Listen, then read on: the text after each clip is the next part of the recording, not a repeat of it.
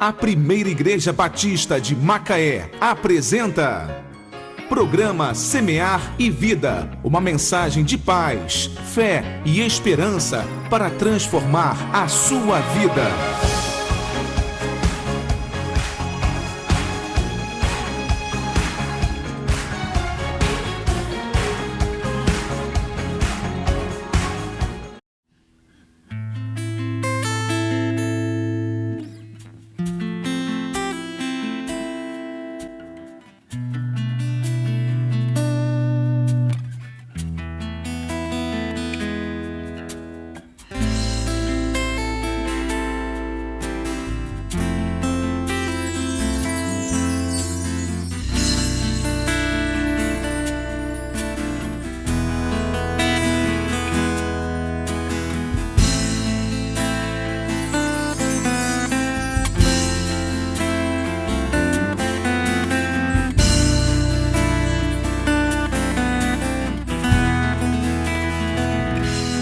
Bate no peito, meio sem jeito,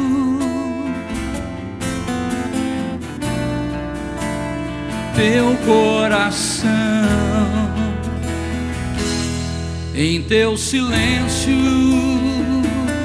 o tédio é imenso. Só desilusão.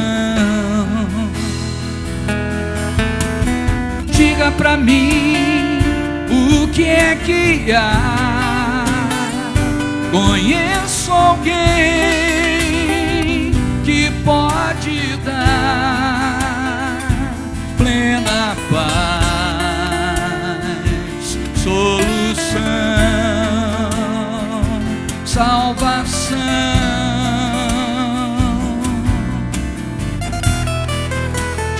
Não há trevas que ele não possa dissipar, nem tempestade que ele não possa acalmar, nem barreiras que possam conter seu amor.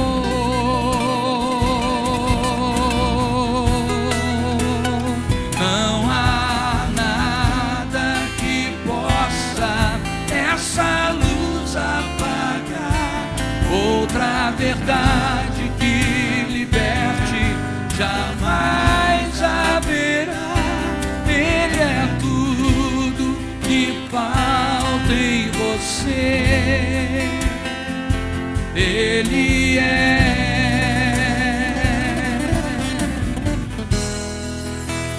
Jesus.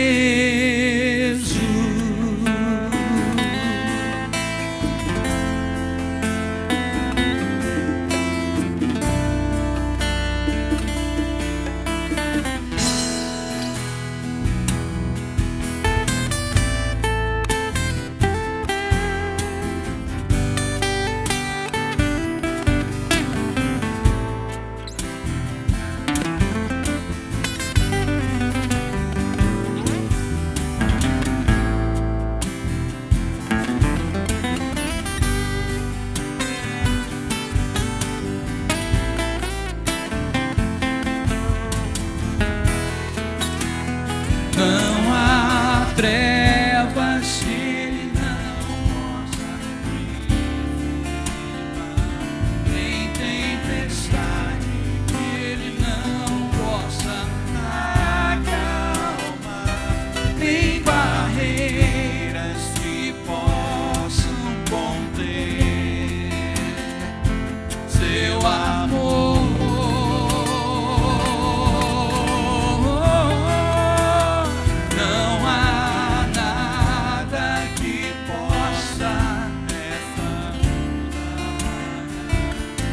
Outra verdade que liberte jamais haverá. Ele é tudo que falta em você. Ele é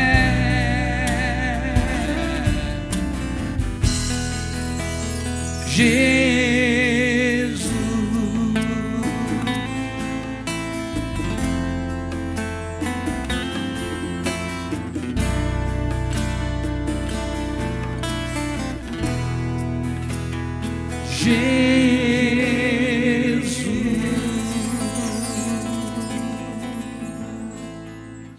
Lucas capítulo 15, nós vamos ler os versículos numerados de 11 a 32. A palavra de Deus, na versão que tenho em mãos, Almeida século 21, nos diz assim: E disse mais: certo homem tinha 2 filhos. O mais moço disse ao pai: Pai, dá-me a parte dos bens que me cabe por herança. Então o pai repartiu os seus bens entre eles. Poucos dias depois, o filho mais moço, ajuntando todas as suas coisas, partiu para um país distante e lá desperdiçou seus bens, vivendo de modo irresponsável. Há uma versão mais antiga que diz dissolutamente, ou seja, muito mal. E depois de gastar tudo, houve naquele país uma grande fome e ele começou a passar necessidade. Então, se colocou a serviço de um dos cidadãos do país e este o mandou para os seus campos para cuidar de porcos. Ele desejava encher o estômago com as alfarrobas que os porcos comiam, mas ninguém lhe dava nada. Ele, porém, caindo em si, disse: quantos empregados de meu pai têm fartura de comida e eu estou aqui passando fome? Vou me levantar, irei até o meu pai e lhe direi: Pai, pequei contra o céu e contra ti. Não sou mais digno de ser chamado teu filho.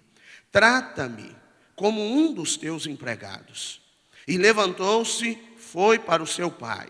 E estando ele ainda longe, o seu pai o viu e encheu-se de compaixão. E correndo, lançou-se ao seu pescoço e o beijou. E o filho lhe disse: Pai, pequei contra o céu e contra ti. Não sou mais digno de ser chamado teu filho.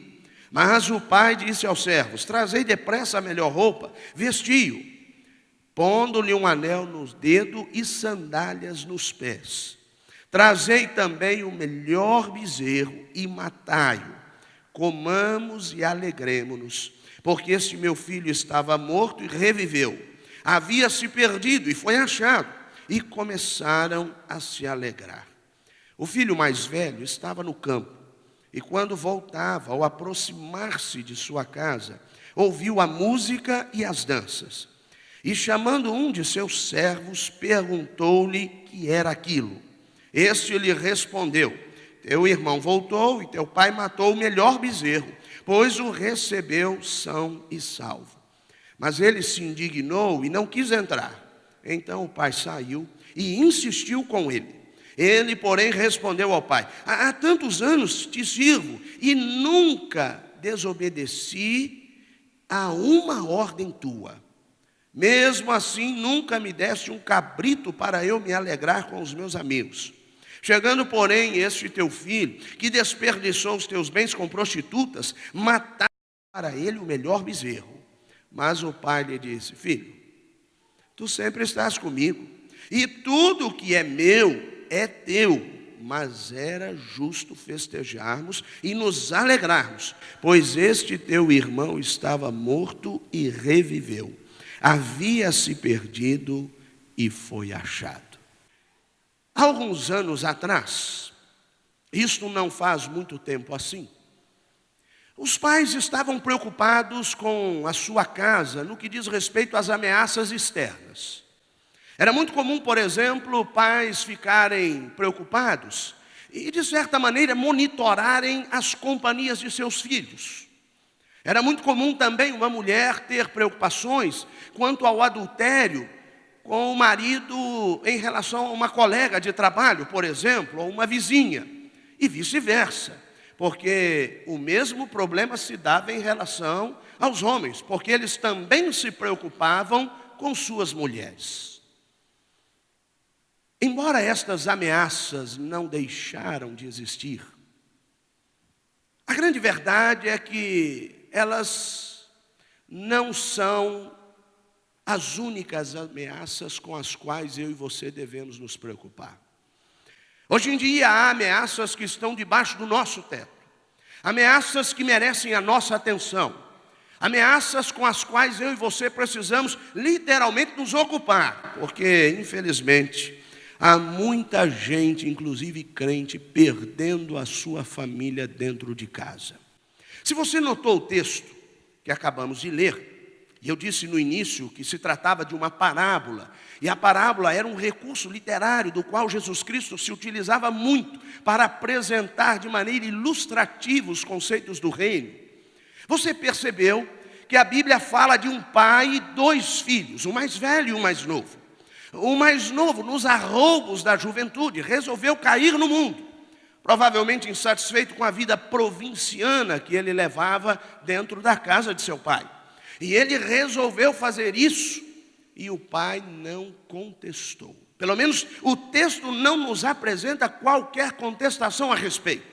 O que não significa dizer que este pai estava concordando com a decisão que o filho tomara naquele momento. A verdade é que este pai não somente não contestou, como inclusive financiou a viagem desse rapaz, dando-lhe o direito de fazer da sua vida o que ele bem entendesse. Evidentemente, este pai estava absolutamente seguro de que tudo o que ele havia ensinado seria suficientemente poderoso para tocar em momento oportuno a vida daquele rapaz. Este pai nos mostra que os filhos não são criados para nós mesmos, mas para o mundo. Inclusive há uma questão que tem me inquietado nesses últimos tempos. A questão que não é minha somente, mas de muitas pessoas que têm pensado o mundo contemporâneo. Nós temos nos preocupado, por exemplo, com o mundo que vamos deixar para os nossos filhos. Esta preocupação é legítima. Especialmente do ponto de vista biológico, nós temos que nos preocupar, de fato, com o mundo que vamos deixar para os nossos filhos. Mas muito maior deve ser a preocupação a respeito dos filhos que eu e você vamos deixar para o mundo. Porque filhos adoecidos tendem a enfrentar um mundo adoecido de maneira mal resolvida. Mas filhos bem resolvidos certamente enfrentarão um mundo adoecido, fazendo o filtro necessário e construindo, a despeito de todos os desafios desse mundo contemporâneo, uma história familiar abençoada e bem-sucedida. Eu quero convidar você a fazer uma leitura, um exercício da mudança de comportamento que a família começou a experimentar de alguns anos para cá. Há alguns anos atrás, mais precisamente na década de 1970, nós tínhamos um cenário muito interessante sobre a organização familiar. Nós estamos falando de uma organização familiar que admitia o pai, a mãe, os filhos dentro de casa, especialmente em certo horário do dia. Se você tivesse a oportunidade de visitar esta família, por volta das 19 horas e 30 minutos, talvez um pouquinho mais, às 20 horas, na sala de estar desta família, este seria o retrato que provavelmente, com alguma diferença particular, você encontraria. Uma televisão, um jogo de sofás, provavelmente uma mesinha de centro, um abajur, crianças brincando no canto da sala, com brinquedos que certamente não ficariam ali jogados por muito tempo depois da brincadeira, e os pais juntos. Ora a mãe saía para ver o feijão no fogo, ora voltava para ver em que ponto estava a novela. O fato é que este retrato diz muito sobre a organização familiar que nós tínhamos na década de 1970, via de regra, diga-se de passagem. Se nós tivermos hoje a oportunidade de visitar uma sala de estar de uma família de classe média alta, provavelmente este é o cenário que eu e você encontraremos. Naturalmente, eu não quero que você se atenha propriamente à beleza da decoração, embora seja obrigado a admiti-la. Eu gostaria de ter uma sala assim. Eu quero que você perceba o quão vazia esta sala está, a despeito de toda a mobília estar bem disposta e organizada neste ambiente. As almofadas estão arrumadas, o tapete bem escovado, a mesa de centro sem nenhum copo vazio em cima. E por que o cenário é assim? Porque hoje a sala de estar é sala de passar. No fundo, não roupa, pelo amor de Deus, mas pessoas. Esta sala demonstra o que nós estamos encontrando na organização familiar nos nossos dias. Ou seja, cada um tem o seu ambiente particular. Os pais estão no seu quarto, os filhos estão nos seus respectivos quartos, cada qual com os seus dispositivos eletrônicos, cada um vivendo o seu mundo. E é possível estarmos debaixo do mesmo teto e muito mais distantes do que estávamos na década de 1970, quando cada um estava num lugar diferente da cidade. As pessoas hoje não estão mais estabelecendo vínculos, mas conexões com a realidade à sua volta. Este cenário diz muito, porque neste cenário a família se caracteriza por abrir mão de um trato necessário, pessoal.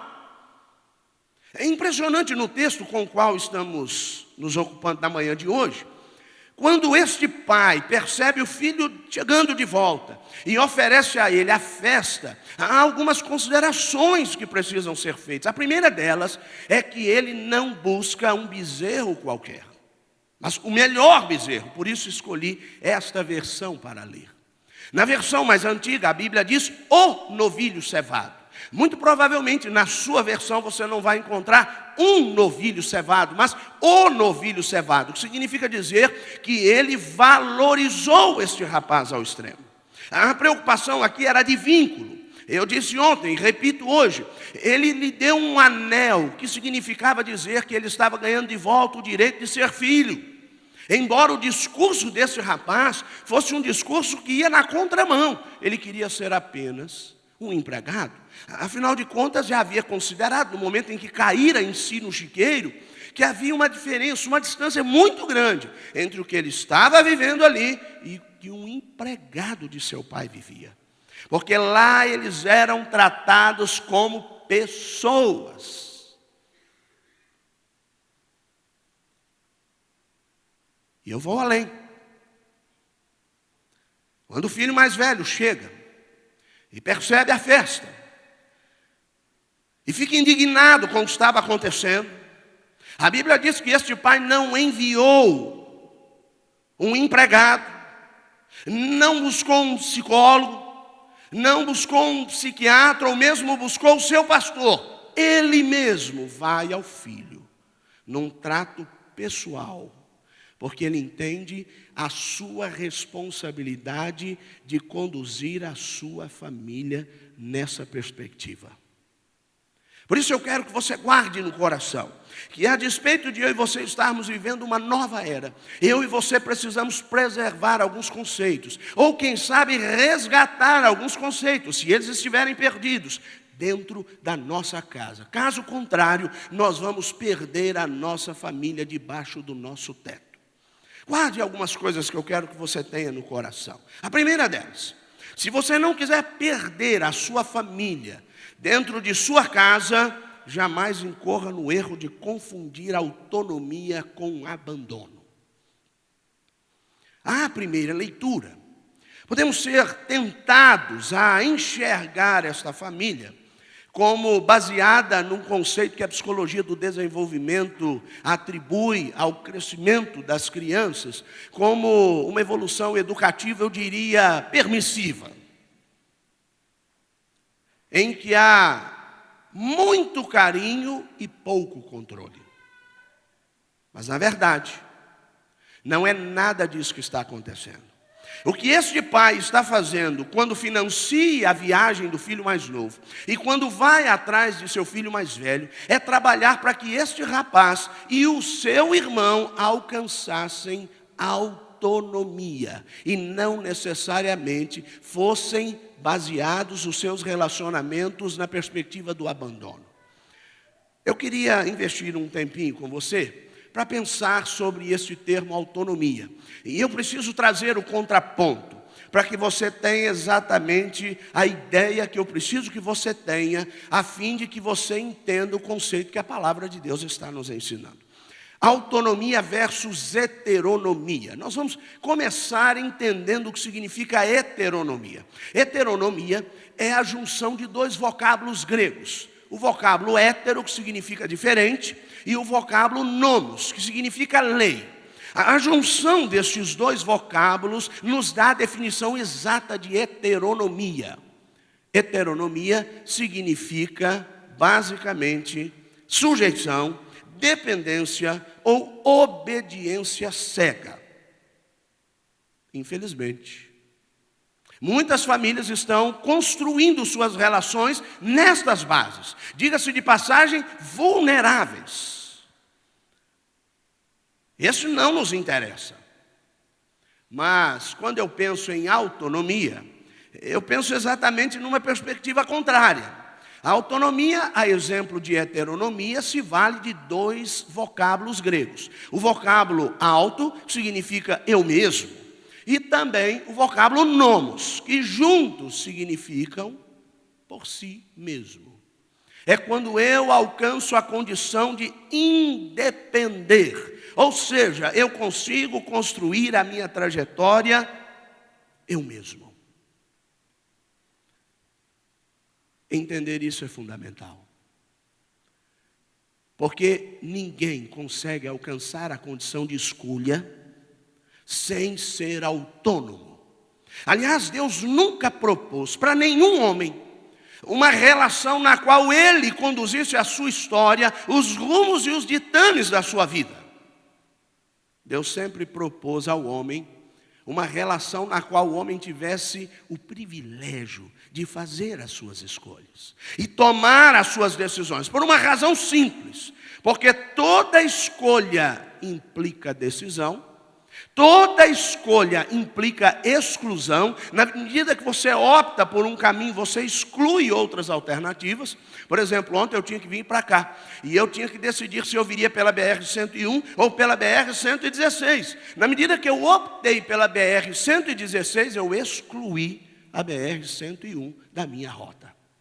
Porque toda escolha envolve exclusão. E não somente isso. Toda escolha envolve consequências. Já bem disse um sábio contemporâneo que você é livre para fazer as escolhas que quiser, porém você sempre será escravo das consequências relacionadas às suas escolhas. O que nós precisamos trabalhar é para gerar em nossa família autonomia responsável, diga-se de passagem, embora o termo autonomia pressupõe a responsabilidade, porque cada um toma as decisões baseadas em avaliações, considerações muito firmes e capazes de mudar a sua trajetória para melhor. É o que sempre nós estamos nos propondo a fazer. Infelizmente, nos dias atuais, nós temos uma fragilização das relações entre pais e filhos. Porque nós nos esquecemos de um conceito básico. Pais não devem se preocupar em ser amados por seus filhos, mas em ser respeitados por seus filhos, o que fatalmente resultará em amor. Sabe por quê? Porque eu só amo quem eu admiro. E quem eu não admiro, eu não atribuo amor. Eu não dispenso amor. Porque amor é decisão. Eu aprendi a amar a minha mãe porque eu aprendi a respeitá-la. Se talvez a minha mãe incorresse no erro de tentar me seduzir, como muitos pais estão fazendo, preocupados em ser amados por seus filhos, satisfazendo todas as suas vontades, com medo do que o filho vai pensar a seu respeito, provavelmente eu não teria tanto amor por minha mãe, se é que teria amor por ela, como de fato tem. Qual é o grande problema da adoção? Não está na adoção propriamente dita.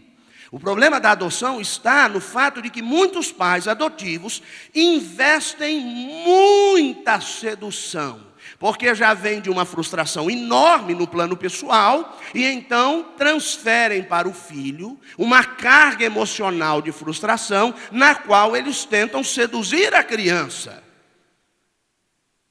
E isso não era necessário. Porque o adotado é um privilegiado, diga-se de passagem. Foi escolhido para ser levado por uma família abençoadora. Por isso,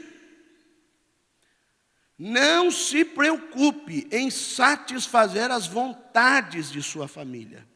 Preocupe-se em satisfazer as necessidades da sua casa.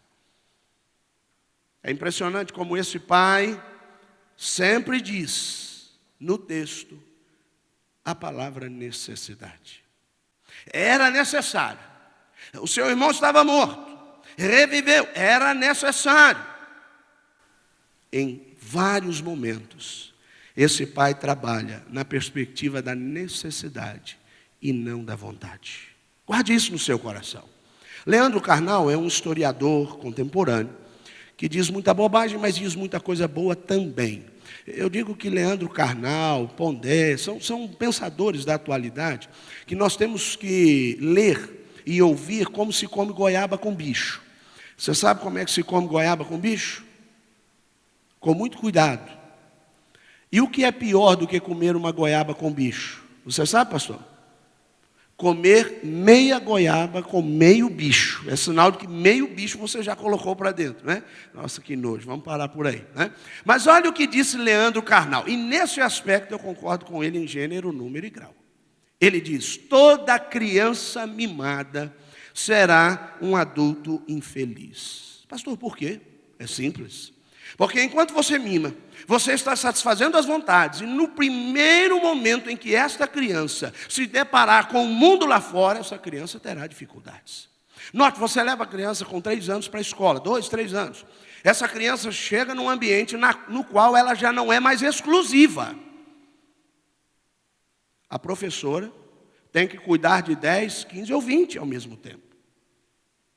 Em algumas escolas e creches até mais. O mundo não mima. O mundo impõe limites. Então prepare a sua família para o mundo. Aquele rapaz percebeu isso a duras penas. Ele foi até um cidadão daquele país no qual ele havia morado durante todo aquele período, que era a sua primeira escolha de vida, diga-se de passagem. O paraíso. Muito diferente daquela vida provinciana da fazenda de seu pai. E quando ele se depara com essa realidade, a Bíblia diz que ele cai num chiqueiro. Por quê? Porque ali ele tinha uma situação pior do que a situação dos porcos. A Bíblia diz que ele desejava comer a comida dos porcos, mas ninguém lhe dava nada.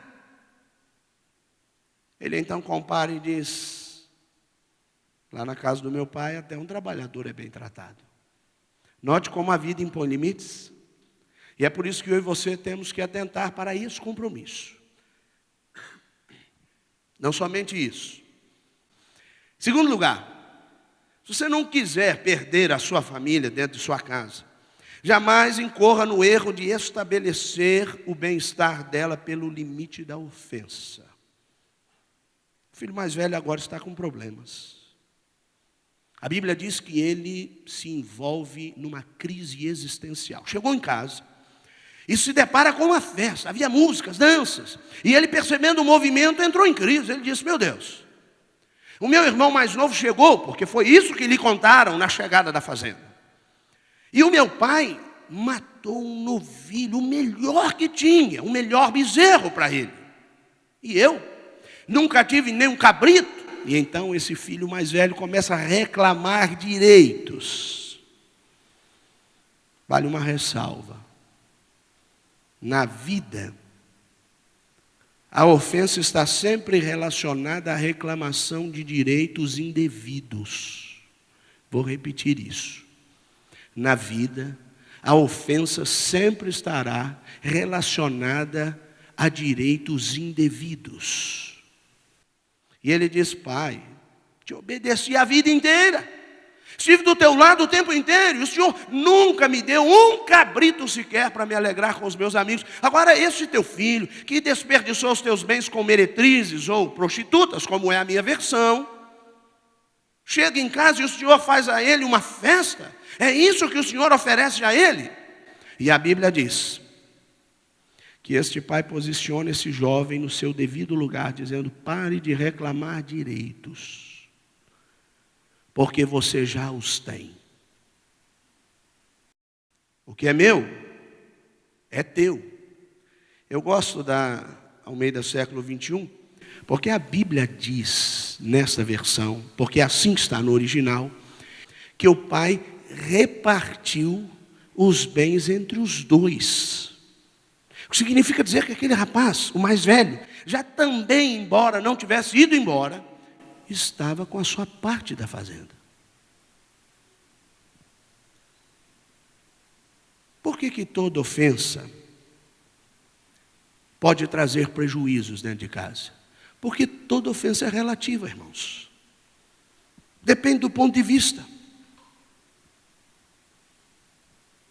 E a palavra não está no domínio de quem a recebe, mas de quem a envia. É um princípio básico da comunicação. Não fosse assim, a palavra de Deus não seria a palavra de Deus. Porque dependendo da interpretação, ela deixaria de sê-lo. E independentemente de interpretações erradas, ela continua sendo a palavra de Deus, a despeito do que eu entenda, ou deixe de entender sobre ela. O sujeito vira para mim e diz assim: pastor corrupto. Teoricamente, essa palavra dura é ofensiva. Mas note como eu posso desfazer esta ofensa muito facilmente. Eu recebo esta palavra e tenho que analisá-la. Se eu sou corrupto, então quem a dirige para mim está com a razão. Eu não posso me ofender. É uma verdade. Mas suponhamos, e eu estou caminhando no campo das suposições, que eu não seja esse corrupto. Agora, preciso até reafirmar, de fato não sou. Então alguém me chama de pastor corrupto e eu tenho que filtrar e entender: eu não sou. Se eu não sou, por que me ofendo? Note, a ofensa é a cobrança de direitos indevidos. E eu não posso permitir que esses direitos indevidos se apossem do meu coração e me façam infeliz, porque ninguém tem o direito de me fazer infeliz sem o meu consentimento. Amém, irmãos? E é isso que esse pai está dizendo ao seu filho. Toda ofensa é fruto do ressentimento. A melhor definição que eu encontrei para ressentimento é sentimento repercutido. Portanto, pessoas ressentidas são pessoas que estão repercutindo o próprio sentimento.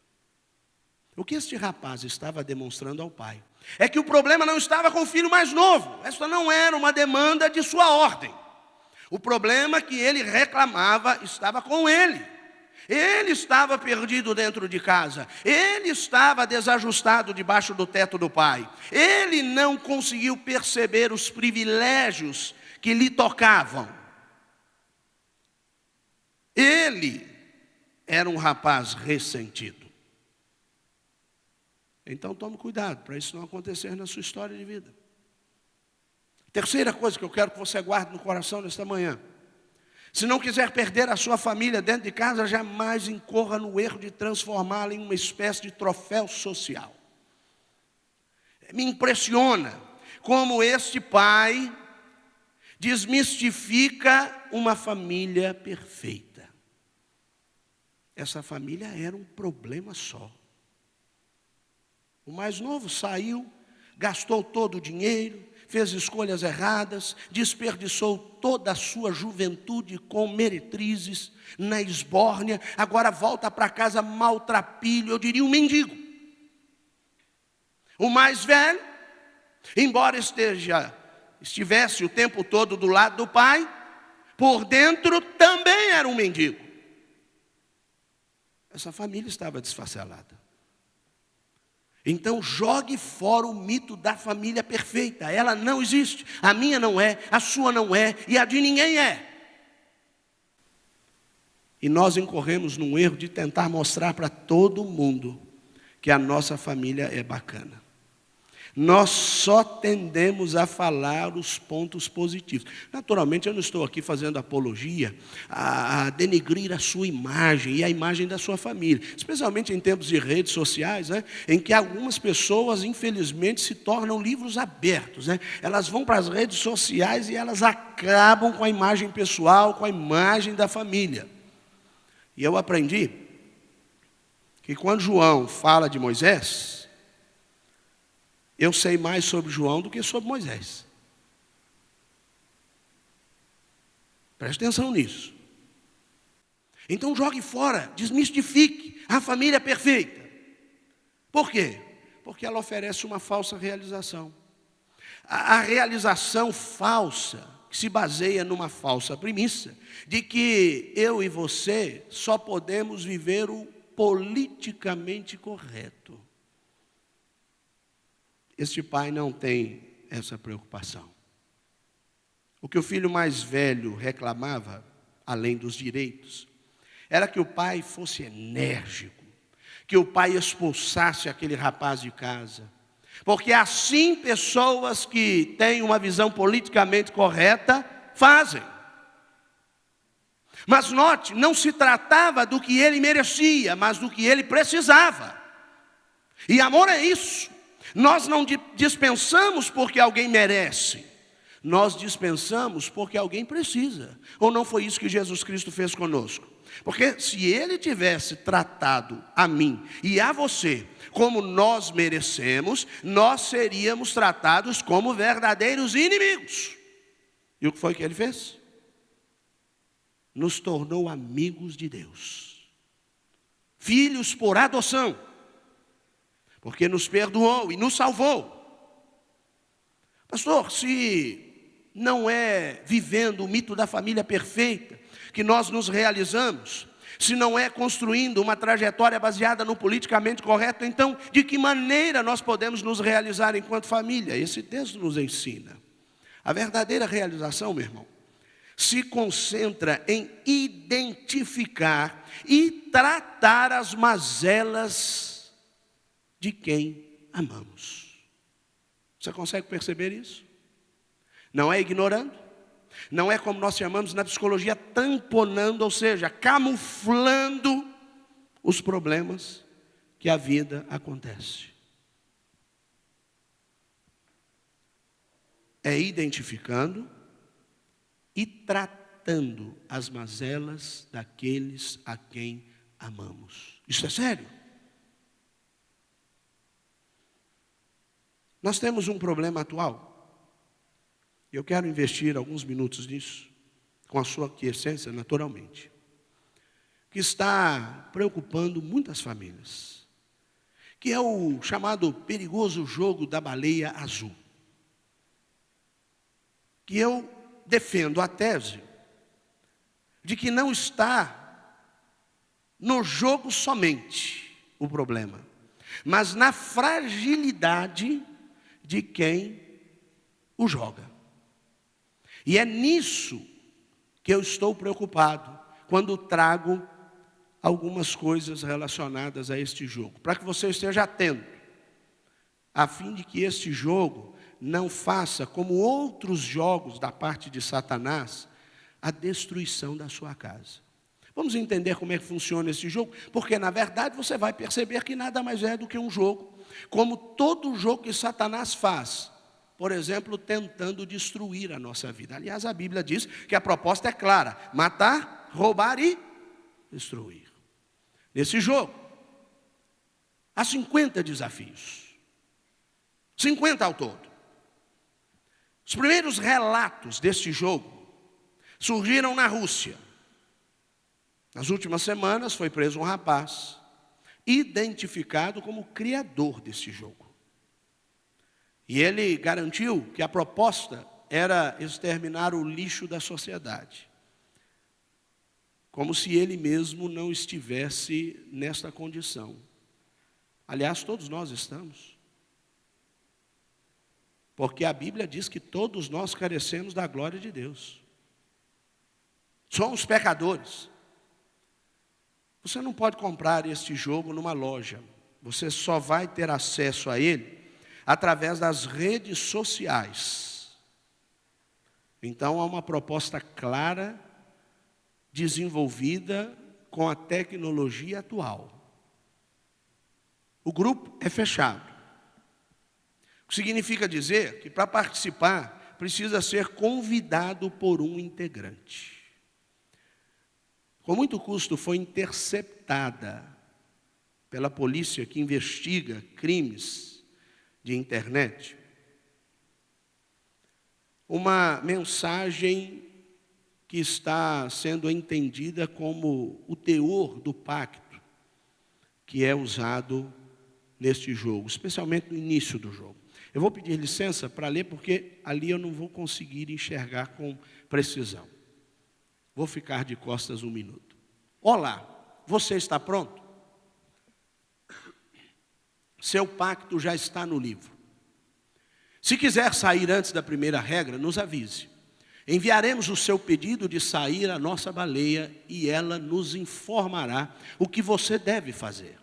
Caso nos bloqueie ou nos ignore, mandaremos seu número a nosso chefe. Ele pegará seus dados, descobrirá seu nome.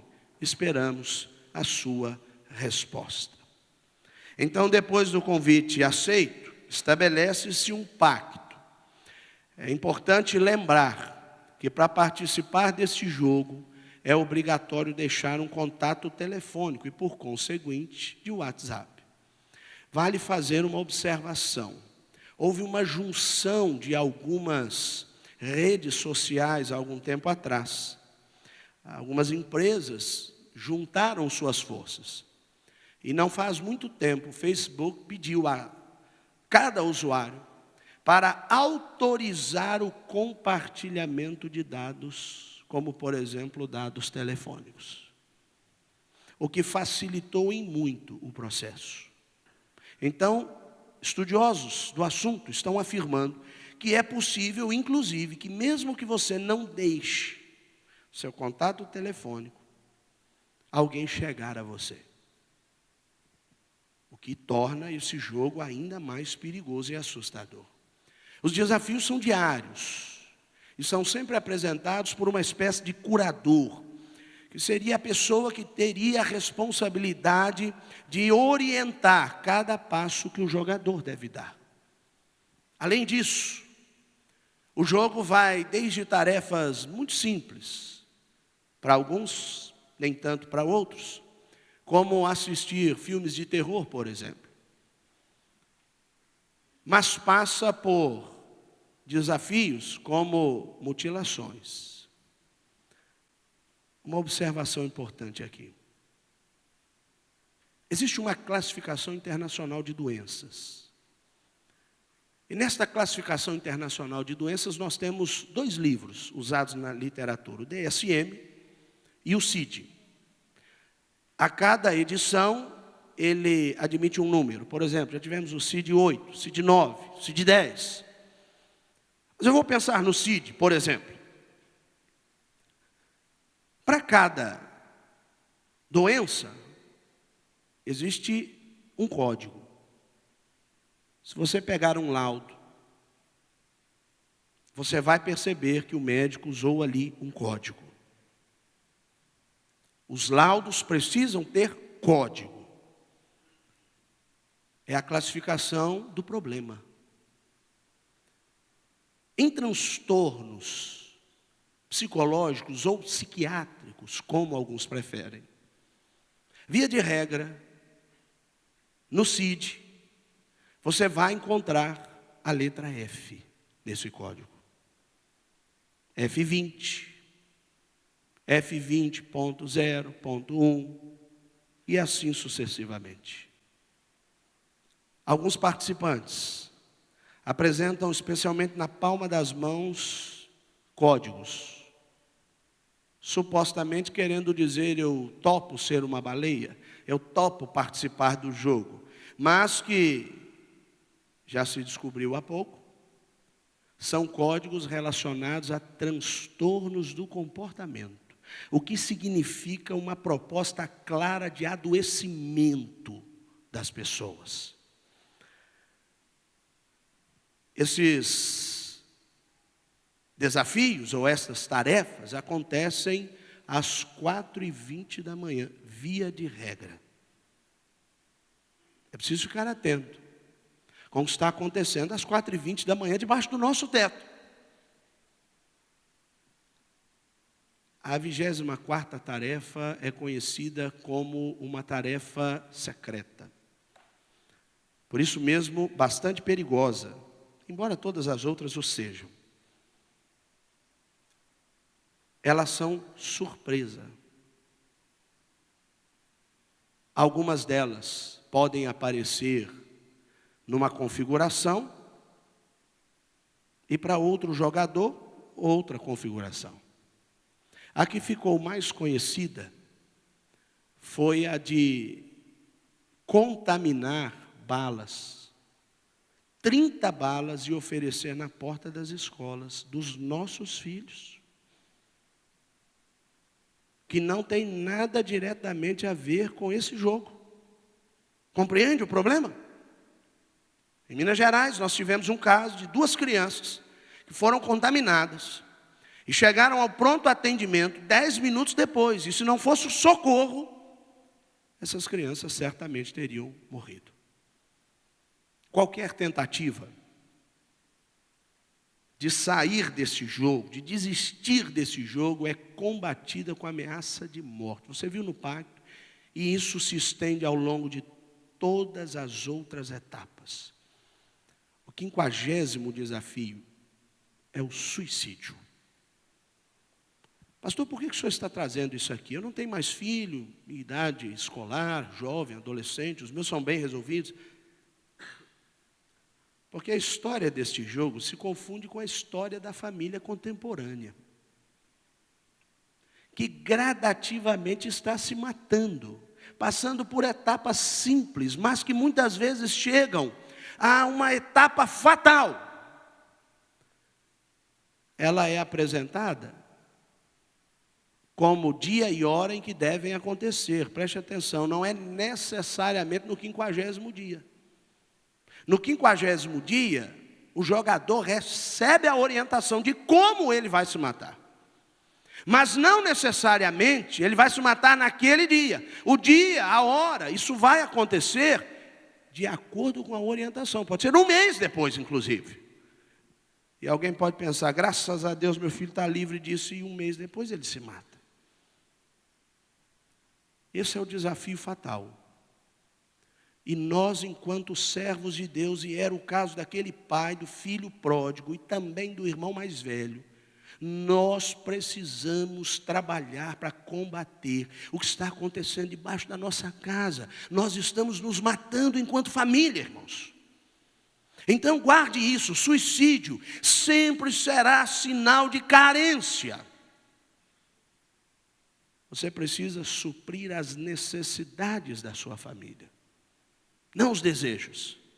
É do que ela precisa que você precisa trabalhar. Não é só isso. Suicídio é sinal de vulnerabilidade. Existem brechas que estão abertas.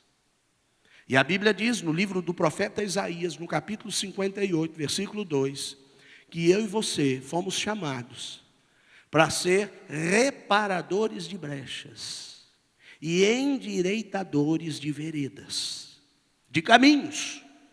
É com isso que eu e você temos que nos preocupar dentro de nosso lar. Como é que eu faço isso, pastor? É simples. E depende da sua decisão. Primeiro, trabalhe para acompanhar todos os sinais da sua família. Você consegue isso com atenção. Ninguém vai mudar a história da sua casa se você não perceber os sinais. Ninguém chora por acaso. Ninguém se ofende por acaso. Ninguém tem euforia por acaso. Perceba, leia os sinais da sua casa. Esse pai estava atento ao que estava acontecendo com a sua casa. O filho mais novo chegou, a festa estava acontecendo, mas agora ele vai atrás do filho mais velho. Porque ele percebeu que o sinal apresentado por ele era de que esse rapaz estava mal resolvido com aquele sistema familiar. E ele precisava tratar isso. Em segundo lugar, trabalhe para promover consciência. Por quê, pastor? Porque ela gera escolha, capacidade de escolha. E quem escolhe é livre. Você vai conseguir isso com compreensão. E compreender é muito mais do que escutar. É ouvir. É enxergar. É sentir. Qual foi a última vez que você deu um abraço no seu filho? Eu não estou falando aquele com 3 tapinhas nas costas.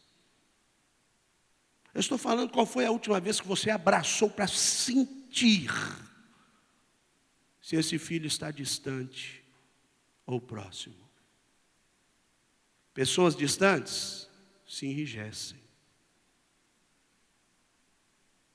Elas têm repulsa.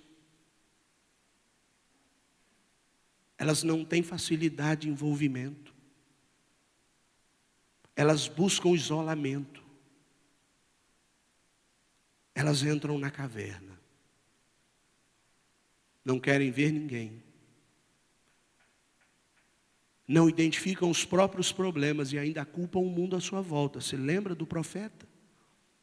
Estou sozinho. Me abandonaram. Me deixaram aqui. E isso não permitia ver que ainda havia 7.000 pessoas que não se dobraram ao Baal. Você precisa compreender. É só isso, pastor? Não. Você precisa trabalhar para que haja restauração dos relacionamentos adoecidos. Você vai fazer isso com perdão. Perdão é a chave que transforma vidas.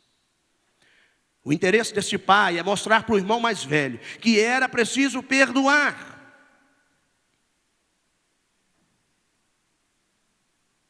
Eu vou pedir licença a você e ao pastor para dirigir uma palavra que, confesso, não sei se você vai gostar. Mas eu não estou preocupado em ser amado. Eu estou preocupado em ser respeitado. Você precisa perdoar o seu cônjuge.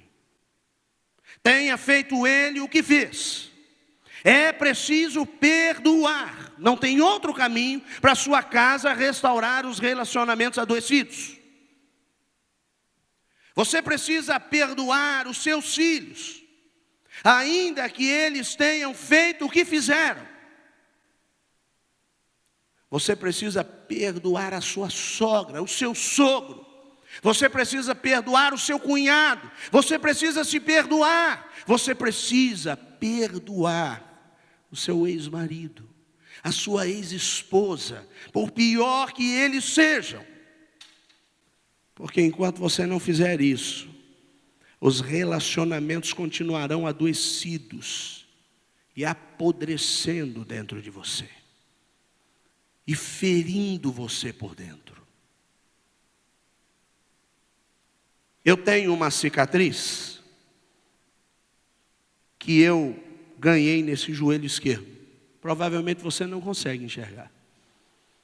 Esta cicatriz aconteceu quando eu tinha cerca de 8 anos de idade. Eu tropecei numa mangueira na casa de um tio, em Niterói, e caí de joelhos num caco de vidro que entrou e rasgou essa pele. Eu fui para um pronto atendimento. Foi dado ponto. Doía muito. Mas com o tempo, a dor passou. Essa cicatriz não me causa nenhuma limitação. Absolutamente nenhuma limitação. Por esta razão eu não me lembro dela. A menos que eu olhe para ela. Perdoar é assim. Você não esquece. Mas também não lembra todo dia. E toda vez que você vê alguém que te ofendeu, que te machucou, que te rasgou por dentro, você lembra o que foi feito e não sente dor. Porque você se lembra não só do machucado, mas do fato de que isso não limita a sua vida mais. É como se eu olhasse para a cicatriz e dissesse: está sarado, está resolvido, você está perdoado. E era essa a intenção daquele pai. Você precisa perdoar alguém. Porque a única maneira de você alcançar esse último tópico, salvação, é pelo perdão. E se você fizer isso, você trabalhará para ser instrumento de Deus dentro de sua casa. Não é pelo muito falar que nós seremos ouvidos dentro de casa. Porque relacionamento nos desmascara. Mas é pelas decisões que nós tomamos. Se você fizer isso, você poderá encher os pulmões e dizer: eu e a minha casa serviremos ao Senhor.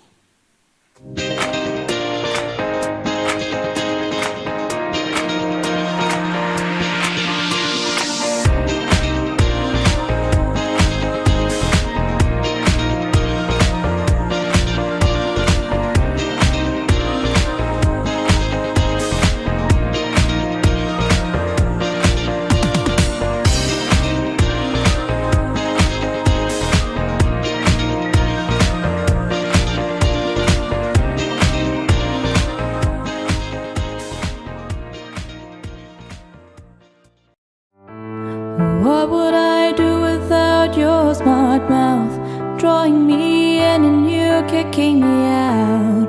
Got my head spinning, no kidding, I can't pin you down. What's going on in that beautiful mind?